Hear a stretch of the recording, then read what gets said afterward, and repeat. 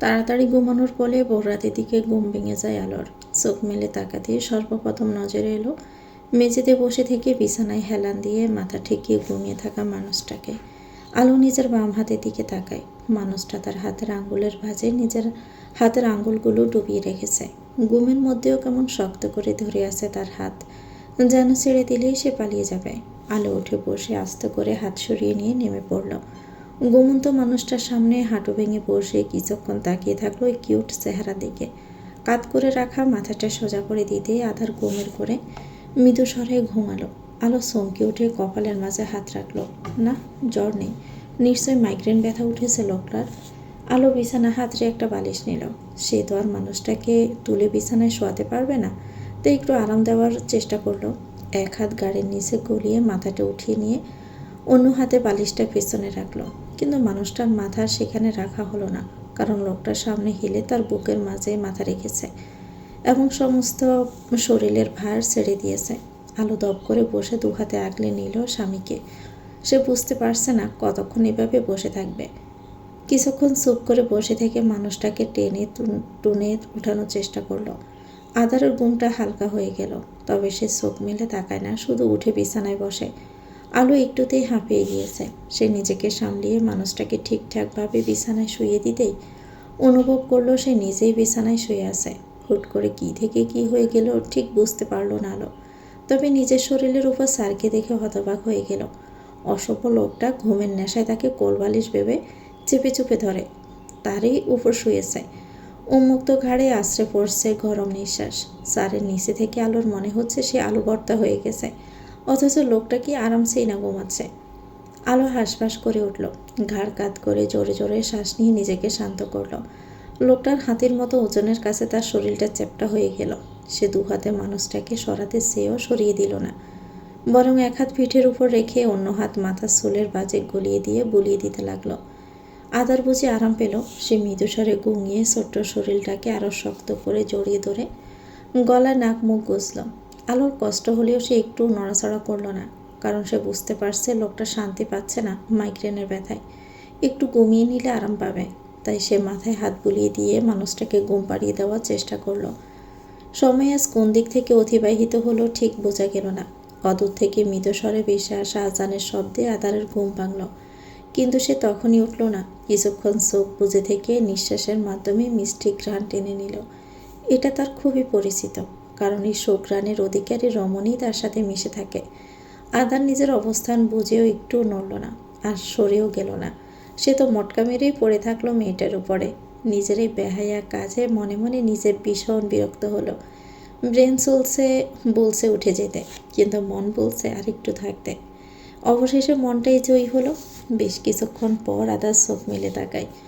দু হাতে ভর দিয়ে মাথা উঁচু করে মেয়েটার দিকে তাকিয়ে দেখে চোখে মুখ কুঁচকে তার দিকে তাকিয়ে আছে। আমাকে দেখা হয়ে গেলে এখন সরুন। আদারের কপাল কুঁচকে গেল। সে গমগমে গলায় বলল, সরবো না। কি করবে? আলো অদ্ভুত চোখে তাকালো। এই লোকটা রাতে কত কথা তাকে শোনালো, আর এখন কিনা তার উপর থেকে সরতেই চাইছে না। এই লোকটা আসলে চায়টা কি একমাত্র উপরওয়ালাই জানে। আলো কিছু না বলে বাম হাতটা মানুষটার গালে রেখে জানতে চাইল, মাথা ব্যথা কমেছে? আধা চোখ বুজে দৃঢ় কণ্ঠে বলল, আলোর মাথায় দুষ্ট বুদ্ধি এলো। সে দু হাতে স্বামীর মাথার চুলগুলো টেনে টুনে এলোমেলো করে দিল। আধার বিরক্তিতে সরে গেল। এটা দেখে আলো উবুর হয়ে বালিশে মুখ গুজে খিলখিল করে হেসে উঠল। আধার ঘাড় কাত করে মেয়েটার দিকে তাকিয়ে থাকল। তারপর কিছু একটা মনে হতেই তড়িঘড়ি করে উঠে গিয়ে ল্যাপটপ খুলে ভার্সিটিতে ইমেল পাঠিয়ে দিল। আজ আর তার যাওয়া হলো না। আধার সাবান নিয়ে একেবারেই নিচে নামল। ডাইনিংয়ে তখন রাত বসে থেকে একা খাবার খাচ্ছিল। আধার এসে রাতের সামনে চেয়ারে টেনে নিয়ে বসল। শেফালি চাচি আরও খাবার নিয়ে এসে টেবিলের উপর রেখে গেলেন। রাত এক ফলক ভাইয়ের ভেজা চুলগুলোর দিকে তাকিয়ে নজর সরিয়ে নিল। কিছুক্ষণ পর আলো নেমে এলো। গতকাল সেই দুপুরে খেয়েছিল খাবার, এরপর আর খাওয়া হয়নি, তাই খুব খিদে পেয়েছে তার। স্বামীর পাশে চেয়ারে এসে আলো বসতেই রাত মুখ তুলে মেয়েটার দিকে তাকায়। আলো স্বামীর কথা মতো বড় ওড়না হিজাবের মতো পেঁচিয়ে পড়ে আছে। ফলস্বরূপ মুখ ছাড়া আর কিছুই উন্মুক্ত না, এমনকি একটা চুলও বেরিয়ে নেই। হঠাৎ করে মেয়েটার এমন লোক আর চোখ মুখ ফোলা ফোলা দেখে রাতের কপালের মাঝে চারটে ভাঁজ পড়ল। তাহলে কি তার ভাই? আর ভাবতে পারল না রাত। সোয়াল শক্ত করে ভাইয়ের দিকে তাকায়। রাতকে এমন করে তাকাতে দেখে আদারের চোখ হাসে। সে দৃঢ় কণ্ঠে বলে ওঠে, তুই চলিস হারাম পথে আর আমি চলেছি হালাল পথে। একটু থেমে পুনরায় বললাম, এখন কেন জানি বড্ড আফসোস হচ্ছে। শুধু শুধু এতগুলো দিন উপোস করেছিলাম, বাট ফাইনালি উপোস ভাঙলাম বলে বাঁকা হাসলো আদার। রাত হাত দুটো মুষ্টিবদ্ধ করে দাঁতে দাঁত চেপে বলল, তুমি কিন্তু এটা একদম ঠিক করলে না। আদার কিছু না বলে শুধু নিঃশব্দে হাসলো। রাত রাগে গজগজ করতে করতে উঠে হনহনিয়ে চলে যায়। অন্যদিকে সব কিছু আলোর মাথার ওপর দিয়ে গেল। সে স্বামীর দিকে তাকিয়ে অবাক কণ্ঠে জিজ্ঞেস করলো, আপনি এতদিন উপোস থাকলে প্রতিদিনের খাবার কে খেয়েছে? আপনার ভূত? আদার পাশে তাকিয়ে মেয়েটার সরু নাক টেনে গম্ভীর কণ্ঠে বলল, একদম বড়দের কথার মাঝখানে নিজের এই লম্বা নাক গলাবে না। আলো কপাল কুঁচকে বিড়বিড় করে বলল, মিথ্যাবাদী কোথাকার। আদার চোখ রাঙায়। আলো খ্যাক করে বলল, একদম ওইভাবে তাকাবেন না, নয়তো নয়তো কি বাপের বাড়ি চলে যাব। ঠিক আছে, যাও। আলোর খুব অভিমান হলো। সে খাবার ছেড়ে উঠে দাঁড়াতে যাবে, তখনই আদা তার কোমর খামচে ধরে বসিয়ে দিল এবং দাঁতে দাঁত চেপে বলল, আমার পারমিশন ছাড়া যদি বাপের বাড়িতে যাওয়ার চেষ্টা করো তাহলে শিওর তোমার এই সুন্দর পাঁজোড়া ভেঙে দিব।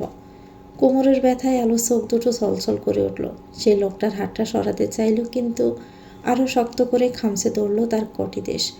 আলো অসহায় কণ্ঠে বলল, লাগছে তো। আদার খেতে খেতে জবাব দিল, লাগার জন্যই তো ধরেছি। আপনি খুব খারাপ, আই নো। আর এই খারাপ আমিটার সাথেই তোমাকে থাকতে হবে, যেমনটা আমি থাকছি তোমার মতো আতপাগলের সাথে। এই আমি আতপাগল? হুম, পুরোটাই পাগল। আলো দাঁতে দাঁত চেপে আর কিছু না বলে চুপ করে বসে থাকলো। ইচ্ছে তো করছে একটা হাতুড়ি এনে লোকটার লোহার মতো হাতটা ভাঙতে।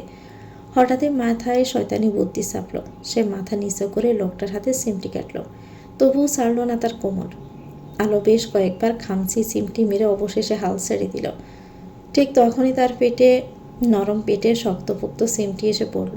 আলো পুরো বাড়ি কাঁপিয়ে চিৎকার করে উঠতেই তার মুখের ভিতর আলোর টুকরো গুঁজে দিল আদান। আলোর মন চাইল একটা লাথি মেরে লোকটাকে চেয়ার সহ ফেলে দিতে। সে নিজের ইচ্ছাটাকে দমিয়ে পেটের কাছ থেকে জামাটা সরিয়ে দেখল পুরো জায়গাটা লাল টকটকে হয়ে আছে। এমনকি নখের দাগও খুব বাজেভাবে বসে গেছে, যে কোনো সময় রক্ত গড়িয়ে পড়তে পারে। এসব দেখে আলো দাঁত কিড়মিড় করে বলল, আপনাকে তো আমি দেখে নেব। বিকেলের দিকে ড্রয়িং রুমে বসে থেকে দাদাজানের সাথে গল্প করছিল আর চা খাচ্ছিল আলো। তখন দরজায় কলিং বেল বেজে উঠল। শেফালি চাচি সেদিকে গেলেন এবং কিছুক্ষণ পর ফিরে এলেন বড় একটা সাইজের পার্সেল নিয়ে। কার্টুন দেখে আলোর কপাল কুঁচকে গেল। জিজ্ঞেস করলো, কার পার্সেল এটা? তোমার। চাচির কথা শুনে আলো চমকে উঠল। তার পার্সেল মানে? সে তো কিছু অর্ডার করেনি। তাহলে? সে কৌতূহলী হয়ে উঠে এসে বক্সের কাছে বসে খুলতে লাগলো। ভিতরে আদৌ কি আছে কে জানে। সোবহান খানও উঠে এসে নাত বউয়ের পাশে দাঁড়িয়েছে। কার্টুন খুলতে আলো চোখ দুটো ছানা পড়া হয়ে গেল। সে মাথায় হাত দিয়ে ধপ করে মেঝেতে বসলো। এক কার্টুন ভর্তি শুধু ওড়না আর ওড়না। এটা যে কোন পাগলের কাজ সেটা বুঝতে একটু অসুবিধা হলো না। আলো মাথা উঁচু করে দাদাজানের দিকে তাকিয়ে জানতে চাইল, তোমার বড় নাতির মাথায় কোনো সমস্যা আছে দাদাজান? না মানে উনি অল্প কিছু নিতে পারেন না? সোবহান খান বিষয়টা বুঝতে পেরে হেসে বললেন, বুঝলে নাত বউ, আমার বড় নাতিটা এসবের ব্যাপারে বড়ই অদর্শ। সে আবার খুব সহজে কিছু পছন্দ করতে পারে না, আর না সময় নিয়ে বেছে বেছে পছন্দ করবে। তার যেটা প্রয়োজন ওটার পুরো 14 গোষ্ঠী তুলে নিয়ে আসবে। আমি একবার নদীর একটা মাছের নাম বলেছিলাম ওইটা নিয়ে আসার জন্য। তারপর তোমার স্বামী কী করেছে জানো? বাজারের অর্ধেক নদীর মাছ, ছোট মাছ নিয়ে এসে চলে এসেছে। সেদিন ছোটো বৌমা যে কী রাগ, এতগুলো ছোট মাছ কিভাবে কাটবে? টাকা দিয়ে এনে তো আর ফেলে দিতে পারবে না। তাই ছোটো বৌমা শেফালি মিলিয়ে মাছ কাটতে বসে। পুরো দিন পেরিয়ে যাওয়ার পরেও মাছ কাটা শেষ হয় না। ছোটো বৌমা রেগে মেগে অর্ধেক মাছ পাড়া প্রতিবেশীদের দিয়ে দেয়। তারপর থেকে আমি ভুলেও আর বড় নাতিকে মাছ কিনতে বাজারে যেতে বলি না, নয়তো দেখা যাবে আবার পুরো মাছের বাজারই না তুলে নিয়ে এসেছে।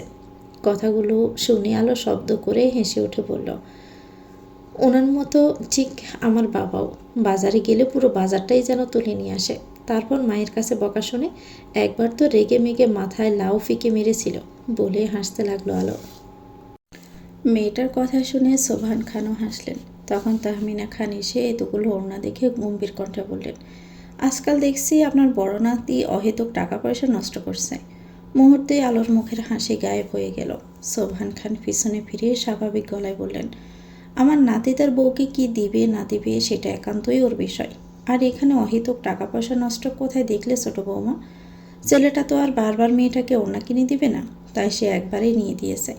আর তুমি ওর স্বভাব কিন্তু ভালো করেই জানো, ও যেটা নেয় সেটা কয়েক মাসের জন্যই নেয়। একটু একটু করে জিনিস নেওয়া তার পছন্দ না, আর না ধৈর্য আছে।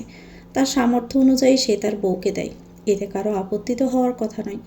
শ্বশুরের কথা শুনে তাহমিনা খান কিছুক্ষণ চুপ থেকে বললেন, আপনি কি জানেন আপনার নাতি এই মাসে কত টাকা সংসারের পিছনে দিয়েছে? অবশ্যই জানি, আর যতটা দিয়েছে এতেই সংসার দিব্যি চলে যাবে। তুমি কি ভুলে গেলে? আদার এই মাসে সব থেকে বেশি কার উপর খরচ করেছে? এই কথা শুনে তাহমিনা খান চুপ হয়ে গেলেন। সোবহান খান তাচ্ছিল্যের সুরে বললেন, তোমার ছেলে দেশে ফেরা মাত্রই তোমার কাছে আবদার করলো বাইকের জন্য, আর তুমি সেটা বললে আদারকে। ছেলেটা নিঃশব্দে তোমাকে বাইক কেনার জন্য চেক দিয়েছে, আর যে সে বাইক নয়, তোমার ছেলের সবচেয়ে দামি বাইকটাই নিয়েছে। তবু আদার কিছু বলেনি, উল্টো লাইসেন্স কাগজপত্র তৈরি করার জন্য তোমাকে আবারও টাকা দিয়েছে। তখন তো তুমি কিছু বললে না। আর ছেলেটা তার বউকে সামান্য কিছু ওড়না কিনে দিয়েছে, এতে অহেতুক টাকা নষ্ট করা হয়ে গেল। শোনো ছোট বৌমা, আমি কিছু বলি না তার মানে এই নয় যে তোমরা ছেলেটার রক্ত ঝরানো টাকাগুলো এইভাবে শেষ করবে। তোমার ছেলের পড়াশোনা শেষ না? তাকে ক্যারিয়ারের জন্য তো দেশের বাহিরে পাঠিয়েছিলে, তাহলে তোমার ছেলের ক্যারিয়ার কই? এইভাবে বেকার জীবন পার করে কি বোঝাচ্ছে বলো তো? লেখাপড়া করে বড় বড় ডিগ্রি অর্জন করে এসে দিব্যি করে বেড়াচ্ছে, বন্ধু বান্ধবদের সাথে আড্ডা দিচ্ছে, আর আমার নাতির টাকা পুরাচ্ছে। ছেলেটার কি ভবিষ্যৎ নেই? সে আর কতদিন এই সংসারের পিছনে খাটবে? এই পর্যন্ত তো আর কম খাটলো না, সে ছোটবেলা থেকেই খেটে যাচ্ছে। এই বাড়ির বড় ছেলের সব দায়িত্ব পালন করেছে এবং এখনও করে আসছে, কিন্তু তোমার ছেলে কোনো দায়িত্ব পালন করেনি, আর না কখনো চেষ্টা করেছে। আজ রাত বাড়ি ফিরলে বলবে যত দ্রুত সম্ভব একটা চাকরি খুঁজে জয়েন হতে, না হলে কিন্তু আমি ওর সব খরচ বন্ধ করে দিব। তাহমিনা খান কথাগুলো চুপচাপ হজম করে সেখান থেকে চলে গেলেন। সোবহান খান এসে সোফায় বসলেন। এতক্ষণ আলো মেঝেতে বসে থেকে সমস্ত কথাগুলো শুনল। সে উঠে ডাইনিং থেকে পানি নিয়ে এসে দাদাজানকে দিল। সোবহান খান পানি খেয়ে ইশারা করে নিজের পাশে বসতে বললেন আলোকে। মেয়েটা গ্লাস রেখে চুপচাপ দাদাজানের পাশে বসলো।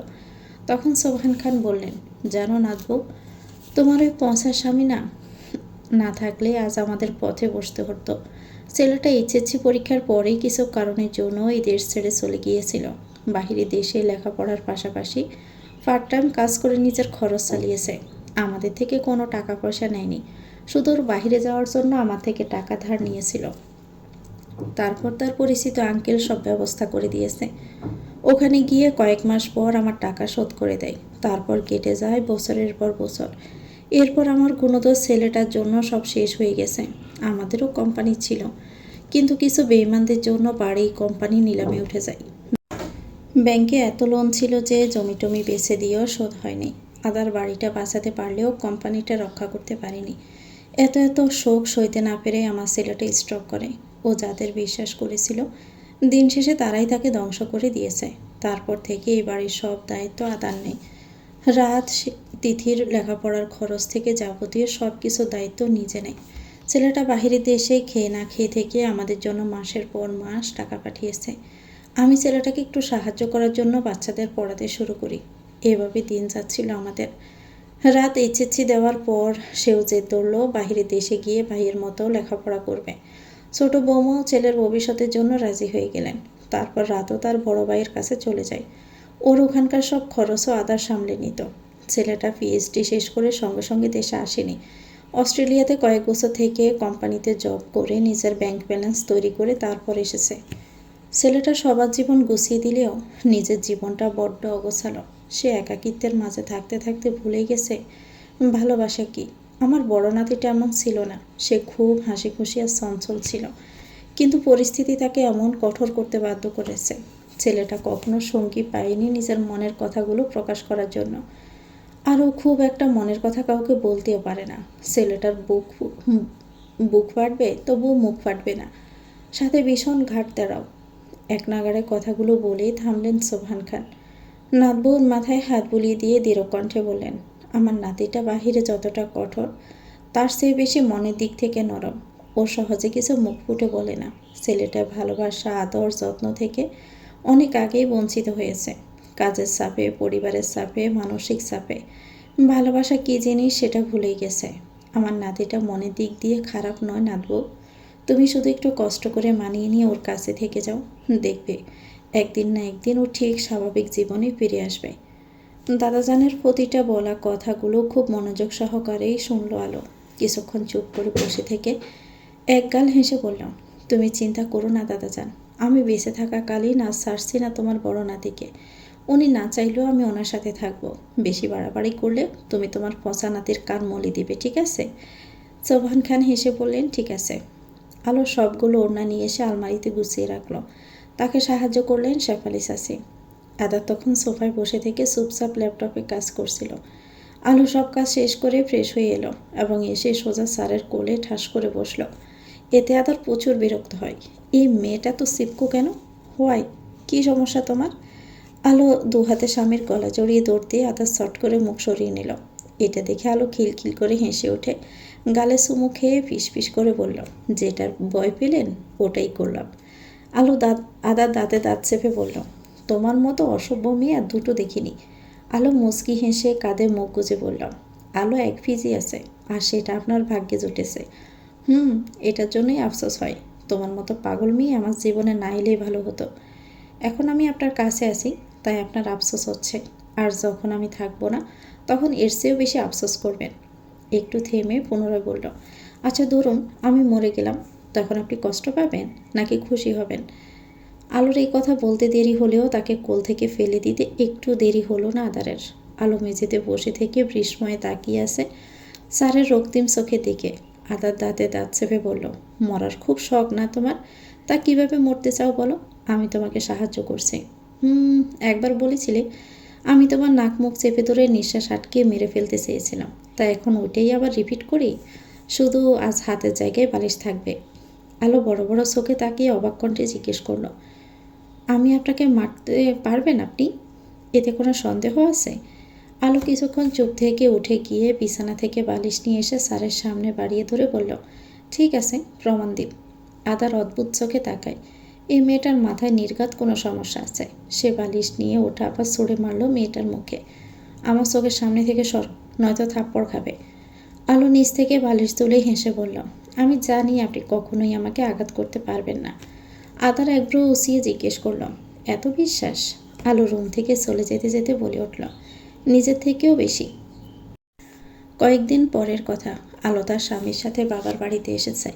আজ রোহিতের গায়ে হলুদ। তাদের আরও এক সপ্তাহ আগে আসতে বলা হলেও আদার কাজের জন্য তাড়াতাড়ি আসতে পারেনি। আর না একা একা আলোকে পাঠিয়েছে, সে নিজের সাথে করেই নিয়ে এসেছে। পুরো বাড়িতে হালকা ডেকোরেশন করা। জাঁকজমকভাবে বিয়েটা না হলেও সকল পরিচিত আত্মীয় স্বজন ও পাড়া প্রতিবেশীদের দাওয়াত করেছে। বাগানে রোহিতের গায়ে হলুদের আয়োজন করা হয়েছে।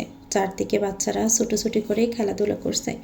আর কাজিন বন্ধুবান্ধবরা রোহিতকে হলুদ দিয়ে ভূত বানাতে ব্যস্ত। ছেলেটা ভীষণ খুশি। সে জানত মেঘলা তাকে পছন্দ করত, আর সে নিজেও মনে মনে ভালোবাসত মেয়েটাকে। তবে কখনো সেটা প্রকাশ করেনি। মনের গহীনে লুকিয়ে রাখা ভালোবাসাটা প্রকাশ না করেও নিজের প্রিয় মানুষটিকে নিজের করে নিয়েছে। আর শুধু একটা দিন বাকি, তারপরে মেয়েটাকে নিজের অর্ধাঙ্গিনী রূপে দেখবে। এই খবরদার, একটু হলুদ মাখাবি না আমাকে। ছায়া মায়া হলুদের বাটি নিয়ে ছুটে এসে বড় বোনকে মাখাতে গেলে আলো চিল্লিয়ে উঠল। এতে ছায়া কপাল কুঁচকে বলল, মাখালে কি সমস্যা? অনেক সমস্যা। আমার বর থাকতে তোদের থেকে প্রথম হলুদ মাখিয়ে নিব কেন? ছায়া মায়া সরু চোখে তাকালাম। আলো মুখ ভেঙচি কেটে ছোট বোনের হাত থেকে হলুদের পাত্রটা নিয়ে বাহিরে যেতে যেতে ভাব নিয়ে বলল, মৈমুর ফেয়ারের স্বামী থেকে হলুদ মাখায় নিব। ছায়া আফসোসের সুরে বলল, আজ একটা ফেয়ারের স্বামী নেই বলে? আলো বাহিরে এসে এদিক ওদিক তাকিয়ে স্যারকে খুঁজছে। এই লোকটা আবার কোথায় হাওয়া হয়ে গেল কে জানে। তবে তাকে আর বেশিক্ষণ খুঁজতে হলো না। ওই তো একটা নিরিবিলি জায়গায় গাছের নিচে পায়ের উপর পা তুলে চেয়ারে বসে থেকে ফোন টিপছে।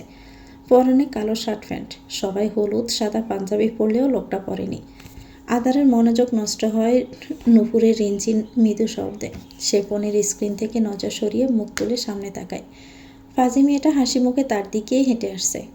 পরনে কাঁচা হলুদের শাড়ি, যেটা বাঙালিয়ানার মতো করে পরেছে। কানে গলায় কাঁচা ফুলের গহনা। মাথা চুলগুলো খুব সুন্দর করে উঁচিয়ে খোপা বাঁধা। তার চারদিকে বেলি ফুলের মালা পেঁচিয়ে রাখা। কানের পাশে দুটো হলুদ গোলাপ গুজে রাখা। দুই গালের পাশে ছোট চুল ছেড়ে দেওয়ার কপালে টিকলি, দু হাত ভর্তি ছড়ি, ফর্সা চেহারার হালকা সাজ। মেয়েটার আগাগোড়া পরখ করতে করতে আদারের মেজাজ খারাপ হলো। এই মেয়েটা এত সেজেছে কেন? নাকি কোনো মতলব আছে? এই যে মাস্টারমশাই, আমাকে কেমন লাগছে? আলো কাছে এসে হাসি মুখে জানতে চাইল।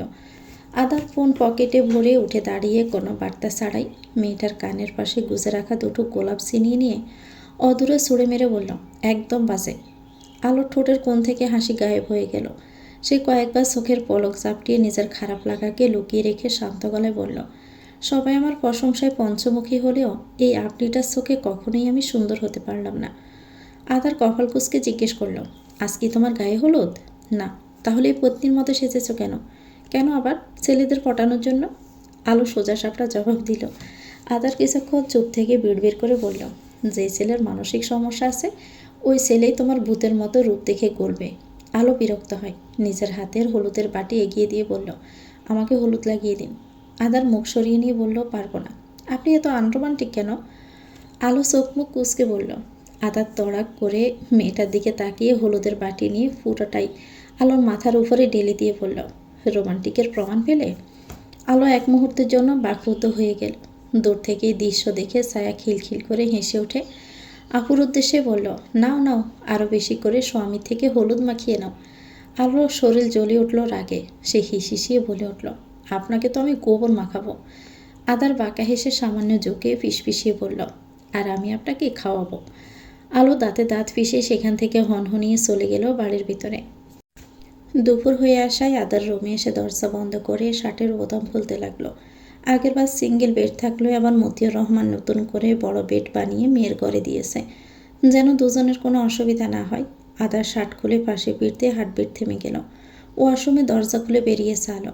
পরনে এলোমেলো সেরি রঙের জর্জেট শাড়ি, লম্বা আঁচল কাঁধে তুলে রাখায় সাদা দবদবে পেটের অর্ধেক অংশ দৃশ্যমান, যেখানে তার ওই দিনে সিমটি দেওয়ার হালকা দাগ এখনও রয়েছে।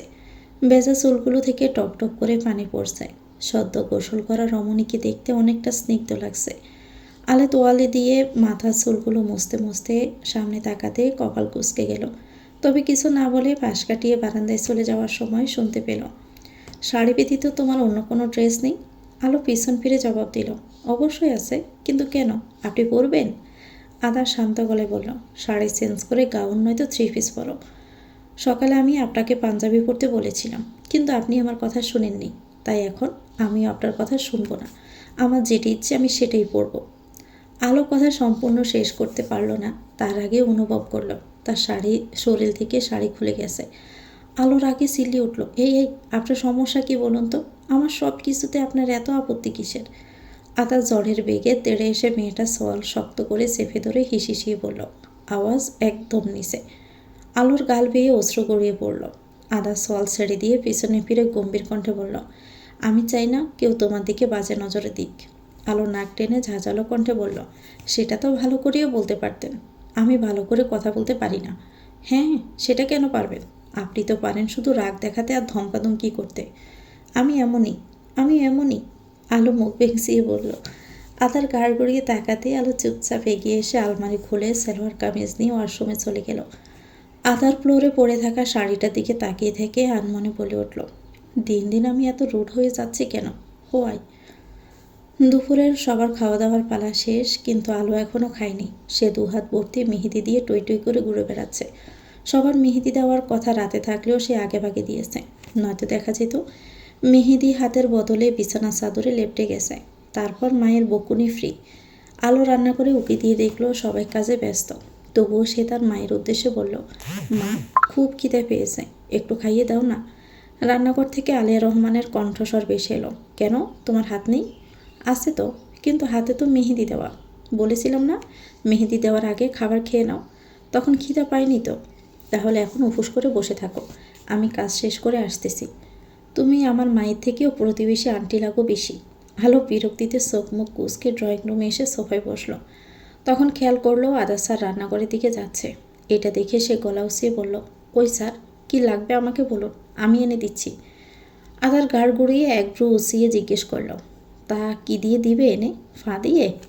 আলো চোখ মুখ কুঁচকে বলল, আপনিও আমার স্বামীর থেকে প্রতিবেশী কাকু লাগেন। তুমিও বউয়ের থেকে বেশি প্রতিবেশী জগরুটে মহিলা লাগো। এ কথা বলে আদার রান্নাঘরে চলে গেল। আর আলো সোফায় দুহাত মেলে দিয়ে পিছনে মাথা ঠেকিয়ে চোখ বুজে বিড়বিড় করলো, সব কটা মির্জাফরের দল। কিছুক্ষণ পর নাকে পোলাও ও মাংসের ঘ্রাণ আসতেই আলো চট করে চোখ মেলে তাকায়। সোজা হয়ে বসতে খেয়াল করলো আদার স্যার খাবারের প্লেট নিয়ে তার পাশে বসেছে।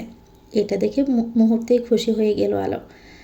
সে আরও এগিয়ে এসে দুপা তুলে সুন্দর করে স্যারের সামনে বসল। আদার কিছু না বলে চুপচাপ মেয়েটাকে নিজ হাতে খাইয়ে দিতে লাগলো, আর মাঝে মধ্যে টিস্যু দিয়ে ঠোঁটের কোণ মুছে দিতে থাকে। দূর থেকে এই দৃশ্যটা মতিউর রহমান দেখে মুগ্ধ হলেন। তার মেয়েটা খেতে খেতে বকবক করছে, আর ছেলেটা মনোযোগ সহকারে শুনছে। মাঝে মধ্যে তেড়া জবাব দিলে মেয়েটা গাল ফুলিয়ে রাখছে, আবার পর মুহূর্তে স্যারকে জ্বালাতে শুরু করলো। তিনি স্বস্তির নিঃশ্বাস ছেড়ে ওখান থেকে চলে গেলেন। আলো কথা বলে বলে আদার আর মাথা ব্যথা তুলে ফেলেছে। আদার দাঁতে দাঁত চেপে সব বকাবকি মুখ বুঝে সহ্য করে নিল। তখনই তার চোখে পড়ল পোলাওয়ের মধ্যে দুটো এলাচি। এটা দেখে মনে মনে ক্রূর হেসে পোলাও ও মাংসের ভিতরে দুটো এলাচি নিয়ে আলোর মুখের সামনে ধরল। মেয়েটা সরল মনে মুখে নিয়ে কিছুক্ষণ চিবোতেই থমকে গেল। চট করে গাড় ঘুরিয়ে চারিদিকে তাকাতে আদার শব্দ করেই হেসে উঠল, কারণ মেয়েটার রক্তিম চেহারা দেখার মতো ছিল। এই প্রথম স্যারকে মন খুলে হাসতে দেখে আলো মুগ্ধ চোখে তাকিয়ে থেকেই হাসল। লোকটাকে হাসলে কতটা সুন্দর লাগে, অথচ মানুষটা হাসতেও কিপটামি করে। মেয়েটাকে নিজের দিকে অমন করে তাকিয়ে থাকতে দেখে আদা নিজেকে সামলে নিয়ে গম্ভীর মুখে বলল, বেসিনে মুখে খাবার ফেলে দিয়ে এসো। কিন্তু আলো গেল না। সে স্বাভাবিকভাবে মুখের খাবার চিবিয়ে খেয়ে নিল। এটা দেখে আদা থমথমে মুখে বসে থাকলো। তখনই তার নজর যায় মেয়েটা দু হাতের তালুতে, যেখানে তার নাম জলজল করছে। ডান হাতে আরবিতে ও বাম হাতে ইংরেজিতে ছোট্ট করে লেখা আদার। স্যারের নজর খেয়াল করে আলো নিজের হাতের দিকে তাকায়, তারপর হাত দুটো পিছনে আড়াল করে নিল। এটা নিয়ে না আবার লোকটা তাকে কিছু বলে, কিন্তু আদার কিছুই বলল না, চুপচাপ তাকে খাইয়ে দিতে থাকলো। রাতের বেলা সব কাজিনরা মিলে ঠিক করেছে আজ ছাদে শোবে, কারণ এতগুলো মানুষের রুমে জায়গা হবে না। তাই ছাদে দুই পাশে বিছানা পাতা হয়েছে। এক পাশে থাকবে ছেলেরা, অন্য পাশে থাকবে মেয়েরা। ছায়া মায়া আগেই চলে গিয়েছে। আলো নিজের বালিশ বগল দাবা করে ললিপপ খেতে খেতে করিডোর দিয়ে যাচ্ছিল। উদ্দেশ্য সিঁড়ি বেয়ে ছাদে যাওয়ার। আদা স্যার এসব পছন্দ করেন না, তাই ওনাকে নিজের পুরো রুমটাই ছেড়ে দিয়েছে। আজ বদমাইশ লোকটা একাই থাক। এসব ভাবার মাঝে আলো অনুভব করলো পিছন থেকে কেউ তার বেনুনি চেপে ধরেছে। আলো বিরক্তিতে মুখ দিয়ে স্ববর্গীয় শব্দ উচ্চারণ করলো। মুখ থেকে ললিপপ বের করে ঘাড় ঘুরিয়ে পিছনে তাকিয়ে খ্যাক করে বলল, এখানেও আবার চুল ধরে টানাটানি শুরু করছেন? প্রতিউত্তরে আদার কিছু না বলে মেয়েটার হাতের বাহু চেপে ধরে টেনে টুনে নিজের সাথে নিয়ে যেতে লাগলো। রুমে এসে বিছানায় ছুঁড়ে মারল মেয়েটাকে। তারপর দরজা লাগাতে লাগাতে গম্ভীর কণ্ঠে বলল, এখানেই ঘুমাও। আলো সোজা হয়ে উঠে দাঁড়িয়ে পিছনে ফিরে হাতে থাকা বালিশটা স্যারের দিকে ছুঁড়ে মেরে দাঁতে দাঁত চেপে বলল, আপনি আমার জীবনটা জ্বালিয়ে খাচ্ছেন। আদার বালিশটা কেস করে ধরে বিছানায় ছুঁড়ে মারল। তারপর দুহাত ট্রাউজারের পকেটে গুজে এগিয়ে আসতে আসতে দৃঢ়কণ্ঠে বলল, তুমি ঘুমানোর সময় কেমন হয়ে থাকো সেটা জানো? অর্ধনগ্ন হয়ে থাকো। গমির স্টাইল এত জঘন্য তোমার, সেই জায়গায় তুমি কিনা অতগুলো ছেলের সাথে সাথে থাকবে? আর ইউ সিরিয়াস মিসেস খান? ছেলেদের সাথে না, বলুন মেয়েদের সাথে। আর অনেকগুলো কম্পিউটার রয়েছে, কোনো সমস্যা হবে না। আমার বেডেও কম্পিউটার রয়েছে, এমনকি তুমি শোয়ার সময় ওই কম্পিউটারের নিচেই শো। কিন্তু ঘুমানোর পর তুমি কম্পিউটারের নিচে না, বরং কম্পিউটার তোমার নিচে থাকে, সাথে পরনের টি শার্ট প্লাজো উপরে। আলোকে সম্পূর্ণ কথা বলতে না দিয়ে আদার বলে উঠল। আলো কিছু না বলে লজ্জায় মুখ সরিয়ে নিল। মানছে তার ঘুমিয়ে থাকা ভালো নয়, তাই বলে লোকটা মুখের উপর এইভাবে বলবে? আদার মেয়েটার কাছে এসে মাথা নিচু করে কানের কাছে মুখ নিয়ে পিষপিষিয়ে বলল, সবই আপনার স্বামীর মতো এত ভদ্রলোক নয় ম্যাডাম, যে আপনাকে অর্ধনগ্ন অবস্থাতে দেখেও নিজেকে শান্ত রাখবে। এই কথা বলে আদা সরে গেল।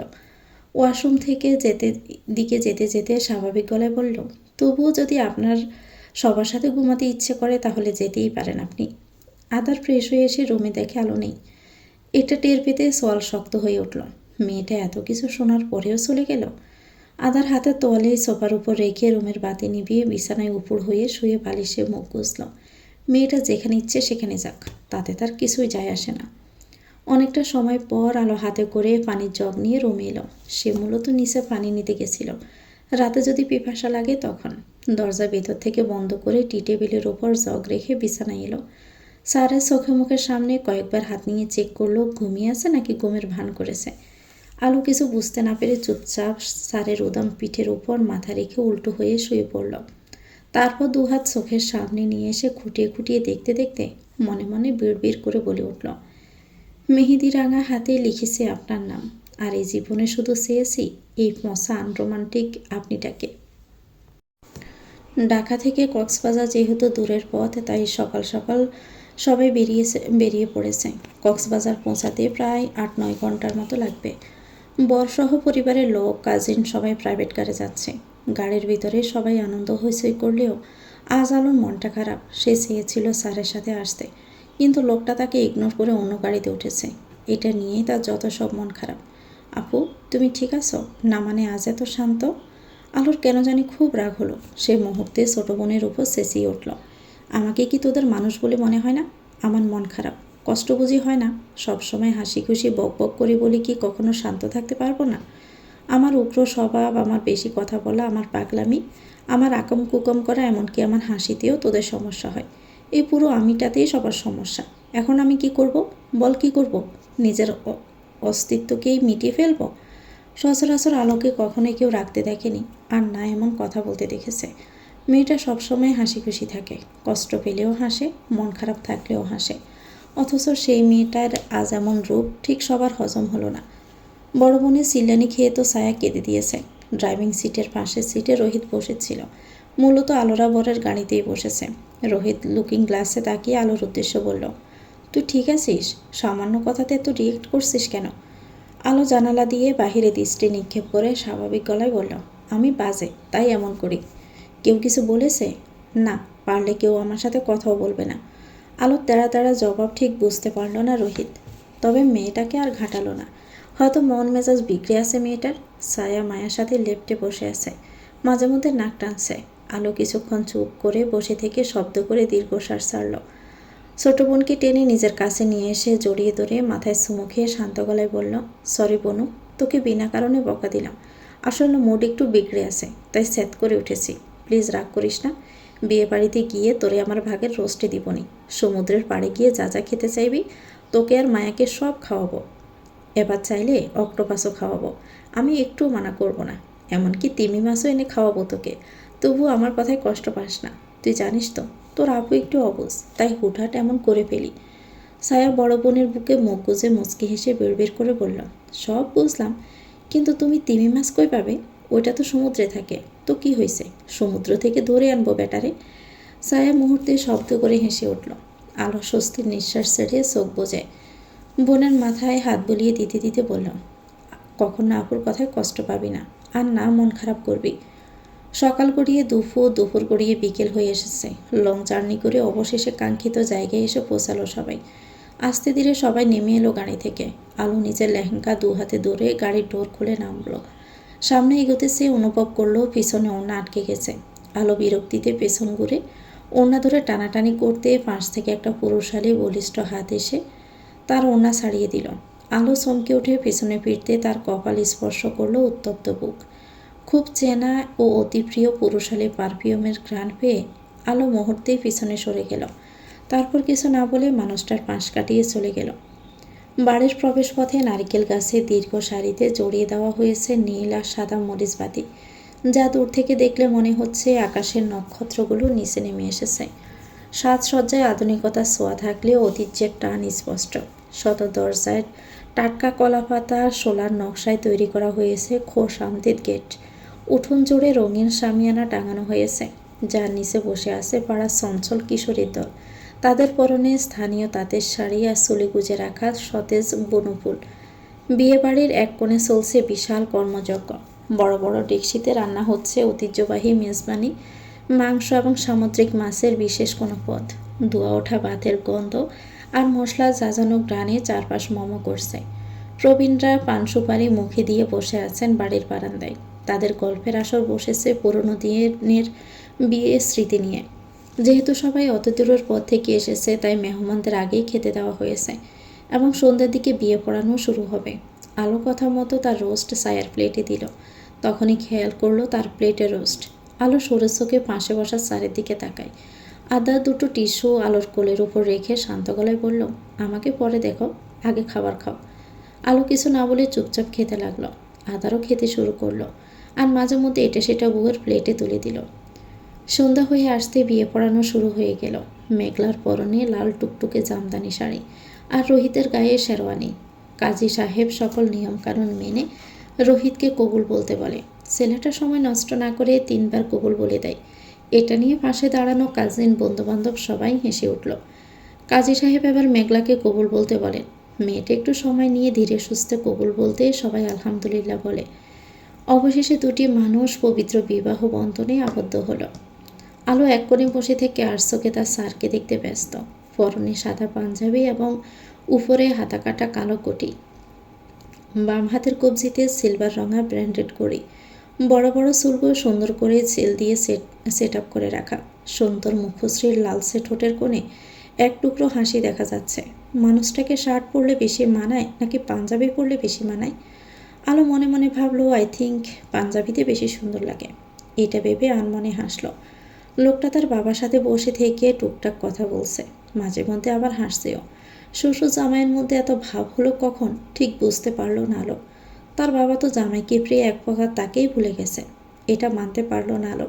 সে লেহেঙ্গা দৌড়ে তার বাবার সামনে গিয়ে গাল ফুলিয়ে বলল, আমার বাবাকে দেখেছেন? মেয়ের এমন কথায় মতিউর রহমান যেন আকাশ থেকে পড়লেন। তিনি অবাক কণ্ঠে বললেন, আমিই তো তোমার বাবা, চোখে কম দেখছো নাকি? ডক্টরের কাছে নিয়ে যাব? আলো কিছু বলবে তখনই আদা সোফায় শরীরটা এলিয়ে দিয়ে বলল, চোখে কম নয় আব্বু, বলুন আপনার মেয়ে খাবারের সাথে নিজের ব্রেনও খেয়ে ফেলেছে। স্যারের মুখে আব্বু সম্বোধনটা শুনে আলো চমকে উঠল। তার মানে এই লোকটা তার বাবাকে শ্বশুর বলে মেনে নিয়েছে? কিন্তু কখন? তুমি ঠিক আছো মামনি? বাবার কথা শুনে আলো কপাল কুঁচকে বলল, তুমি তো দেখছি জামাইকে পেয়ে মেয়েকেই ভুলে গেছ। আদার আবার পাশ থেকে শ্বশুর মশাইয়ের উদ্দেশ্যে বলে উঠল, আপনার বড় মেয়ে যে এত হিংসুটে সেটা জানা ছিল না। আলো বিরক্তিতে নাক মুখ কুঁচকে তার বাবাকে বলল, তুমি কিন্তু এখনো বললে না আমাকে কেমন লাগছে বাবা? মতিউর রহমান হাসলেন। মেয়ের অভিমান বুঝতে পেরে কাছে টেনে পাশে বসিয়ে কপালে ঠোঁট শুইয়ে দিয়ে আদরে কণ্ঠে বলল, আমার মেয়ে আমার ছোট্ট পরী, সে সবসময় সেরা এবং অনেক কিউট আর আদরে। বাবার প্রশংসা শুনেও কেন জানি আলোর মন ভালো হলো না। সে উদাস মনে বলল, কিন্তু আমি তো অন্যের চোখে খুবই বাজে বাবা, খুব বাজে। এ কথা শুনে আদার গাড় কাত করে মেয়েটার মলিন চেহারার দিকে তাকায়। তার ওই কথা এখনও ধরে বসে আছে মেয়েটা। মতিউর রহমান মেয়ের মন খারাপ দেখে বুকে টেনে নিয়ে মাথায় হাত বুলিয়ে দিতে দিতে বলল, আমার সোনা একদম বাজে নয়। তোমাকে যে বাজে বলেছে তার চোখের সমস্যা আছে, নয়তো আমার ফুলের মতো কোমল মেয়েকে কি কখনো বাজে বলতে পারতো? আর তুমিও এক বোকা মেয়ে, কে কি বললো সেটা নিয়ে মন খারাপ করছো কেন? একটা কথা মাথায় রাখবে, আমরা যেটা পছন্দ করি সেটা যে সবার পছন্দ হবে সেটাও কিন্তু না। তাই শুধু শুধু মন খারাপ করে কোনো লাভ নেই। আলো বুঝলো তার বাবার কথা, তাই সে কথার প্রসঙ্গ পাল্টিয়ে কিছু বলতে তখনই একজন ভদ্রলোক এসে তার বাবার সাথে কুশল বিনিময় করতে লাগলেন। মতিউর রহমান উঠে দাঁড়ানোর ফলে এখন আদার ও আলো সামনাসামনি। মেয়েটা সোজা হয়ে বসে আর চোখের স্যারের দিকে তাকাতেই চোখাচোখি হয়ে গেল। আলো শট করে নজর সরিয়ে নিল, তবুও সে অনুভব করতে পারছে অসভ্য লোকটা তাকেই দেখে যাচ্ছে। বাবাকে ওই মানুষের সাথে চলে যেতে দেখে আলো উঠে দাঁড়ায়। লেহেঙ্গা 2 হাতে ধরে সামনের দিকে পা বাড়াতেই ওড়নায় টান পড়ল। আলো কপাল কুঁচকে পেছনে তাকায়। লোকটা আলতো হাতে তার ওড়না টেনে ধরে আছে। আমি সুন্দর জিনিসের কখনো প্রশংসা করি না, এ কথা বলে আদার মেয়েটার ওড়না ছেড়ে দিল। আলো কিছুক্ষণ চুপ করে দাঁড়িয়ে থাকলো, তারপর অবাক কণ্ঠে জিজ্ঞেস করলো, আপনি আমাকে সুন্দর বললেন? আই ডোন্ট নো মিস কালো। আবার কালো? আলো দাঁত কিড়মিড় করল। আদার আনমনে হেসে কিছু বলতে যাবে তখনই একজন রমণী এসে সোজা হয়ে তার পাশে বসল। এটা টের পাওয়া মাত্রই আদার তড়াক করে উঠে দাঁড়ালো। হাই মিস্টার, আপনি আমার পাশে বসতে পারেন, নো প্রবলেম। মেয়েটার কথা শুনে আলোর শরীর জ্বলে উঠল। কত বড় সাহস, তার সামনে তারই স্বামীকে নিজের পাশে বসার জন্য অফার করছে। আদার পিছনে তাকানোর প্রয়োজন মনে করলো না। সে গম্ভীর কণ্ঠে কিছু বলবে তার আগে খেয়াল করলো এক জোড়া হাত এসে তার গলা জড়িয়ে ধরেছে। আদার শীতল চোখে মেয়েটার মাসুম চেহারার দিকে তাকিয়ে 2 হাতে কোমর জড়িয়ে ধরে আরও কাছে টেনে নিল। আলো একগাল হেসে চোখের কোণা থেকে কাজল নিয়ে স্যারের কানের পিছনে লাগিয়ে দিতে দিতে বলল, আজকাল দেখছি আমার স্বামীর উপর শাকসুন্নিদেরও নজর পড়েছে। আদার ঠোঁট কামড়ে হাসল। এদিকে তাদের আচরণ আর আলোর কথা শুনে সোফায় বসে থাকা মেয়েটা ফুঁসে উঠল। শট করে উঠে দাঁড়িয়ে দাঁতে দাঁত চেপে বলল, এই মেয়ে, তুমি আমাকে শাকসুন্নি বললে? আলো গাড় গড়িয়ে মেয়েটার দিকে তাকিয়ে এক ভ্রু উঁচিয়ে বলল, আমি কি আপনার নাম বলেছি? ওয়েট, তার মানে আপনি আমার স্বামীর দিকে নজর দিয়েছেন? তাই তো আমার কথাটা আপনার গায়েই লাগলো। ওই যে প্রবাদ আছে না, ঠাকুর ঘরে কে, আমি তো কলা খাইনি। মেয়েটা রাগে গজগজ করতে করতে বলল, আমি তোমাকে দেখে নিব বেয়াদব মেয়ে। কেন? পরে দেখবেন কেন? এখনই দেখুন, আমি তো আর বোরকা পরে নেই। মেয়েটা আবার কিছু বলতে যাবে তখনই আদার গম্ভীর কণ্ঠে বলে উঠল, অন্যকে বেয়াদব বলার আগে নিজের ক্যারেক্টার দেখুন মিস। একজন অপরিচিত পুরুষকে নিজের পাশে বসার জন্য অফার করাটা কি ভদ্রতার কাতারে পড়ে?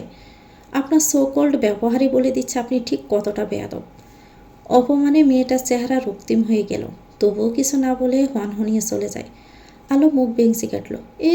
এসেছিল তার বরকে পটাতে। আপনি যে আমাকে নিয়ে এত জেলাস ফিল করেন সেটা তো আগে জানতাম না মিসেস খান। গালের উপর গরম নিঃশ্বাস আশ্রে পড়তে আলোর মৃদু শরীর কেঁপে উঠল। সে দুহাত নামিয়ে সরে যেতে চাইল, কিন্তু আদা তাকে ছাড়ল না, বরং কোমর চেপে ধরে আরও ঘনিষ্ঠ করে নিল। আলো হাঁসফাঁস করে উঠে বলল, কি করছেন? ছাড়ুন, সবাই দেখবে তো। I don't care.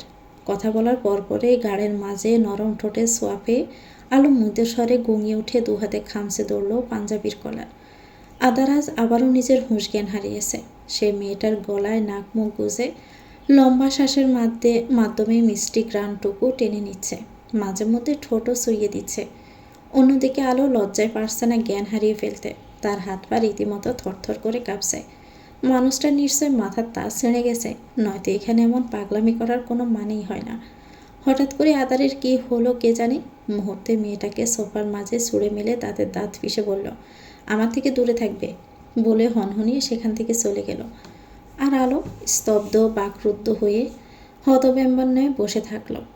অজান্তে তার এক চোখ বেয়ে অশ্রু গড়িয়ে পড়ল। মেয়েটা ঠোঁট কামড়ে কান্না আটকে রাখার বৃথা চেষ্টা করলো। সে তো কিছুই করেনি, ওই লোকটাই তো তার কাছে এসে তাকে স্পর্শ করছিল। তাহলে এখন এমন ব্যবহার করার মানেটা কি তার সাথে? নাকি তাকে সত্যি ওই লোকটার ঘৃণা করে? অন্যদিকে আদার সোজা ওয়াশরুমে চলে এসেছে। দুহাত বেসিনের পাশে বর দিয়ে রেখে মাথা নিচু করে জোরে জোরে শ্বাস নিতে নিতে চোখ দুটো বুজে নিল। একটু পর পানির ট্যাপ ছেড়ে চোখে মুখে ঝাপটা দিয়ে আয়নার দিকে তাকায়। হঠাৎই তার মনে হলো আয়নায় ফুটে ওঠা তারই প্রতিচ্ছবি তাকে দেখে হাসছে আর তাচ্ছিল্য স্বরে বলছে। অবশেষে আদার খানও এক মেয়ের প্রেমে পড়ে গেল। এটা শুনে আদারের খুব রাগ হলো। সে একটা ফান্স মেরে দিল আয়নার মাঝখানে। সঙ্গে সঙ্গে সুন্দর আয়নাটা ভেঙে গিয়ে কাঁচগুলো নিচে পড়ল। মাঝখান থেকে কয়েক ফোঁটা তাজা রক্ত ছড়িয়ে পড়েছে। একই সাথে আদার চিৎকার করে বলে উঠল, বাসি না, ওই মেয়েকে আমি ভালোবাসি না, একটুও ভালোবাসি না। ও ও শুধুমাত্র আমার দায়িত্ব, শুধুই দায়িত্ব, এছাড়া আর কিছুই না, কিছুই না। শুনতে পাচ্ছিস তুই? ওই পাগল মেয়ের প্রেমে আমি পড়িনি, আর না ওকে আমি ভালোবাসি। আদার কথাগুলো বলতে বলতে হাঁটু ভেঙে ফ্লোরের মাঝে বসে পড়ল। তখনই তার প্রতিচ্ছবি তাকে প্রশ্ন করল, তাহলে পারবি ওই পাগল মেয়েটাকে ছেড়ে থাকতে? আদা তখন শব্দ করে দীর্ঘশ্বাস ছেড়ে চোখ বুজে অস্পষ্ট স্বরে বলল, একটুও পারবো না ওই পাগল মেয়েটাকে ছাড়া থাকতে, আর না ওর পাশে অন্য কাউকে সহ্য করব। কারণ আলো শুধু আদারের, শুধুই আদারের, এর বাহিরে আর কারণ নয়। তো ভিউয়ার্স, গল্পটির নাম হচ্ছে এক মুঠো চাঁদের আলো, লিখেছেন নুসরাত ফারিয়া। গল্পটির পরবর্তী অংশ পেতে চ্যানেলটিকে সাবস্ক্রাইব করে আমাদের সাথে থাকবেন। ভিডিও ভালো লাগলে একটি লাইক দিয়ে দিবেন, কমেন্ট করে জানাবেন কেমন লেগেছে। সবাই ভালো থাকবেন। আল্লাহ হাফেজ। আসসালামু আলাইকুম।